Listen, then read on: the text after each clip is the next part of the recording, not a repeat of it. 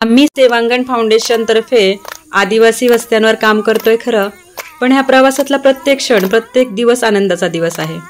मुलांना आपण काही शिकवत असतो, पण त्याबरोबर मुलांकडूनही आपण काहीतरी शिकत असतो. या वस्तीवरच्या मुली मला आदिवासी नृत्य शिकवत आहेत आणि मीही त्यांच्याबरोबर त्यांच्यासारखं नृत्य करण्याचा प्रयत्न करते. अर्थात त्यांच्या इतकं सुंदर नृत्य मला जमत नाहीये, पण जमेल हळूहळू.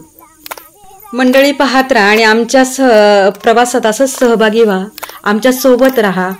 आपण मिळून अशा काही समाजातल्या मुलं आहेत की जी कानाकोपऱ्यात आहेत आणि शिक्षणापासून वंचित आहेत किंवा मध्येच त्यांचं शिक्षण सुटतंय, अशा मुलांसाठी आपण सर्व मिळून काम करूया. आपण सगळेजण सहभागी झालो तर हे प्रश्न राहणार नाही, कुठेतरी उत्तर सापडेल.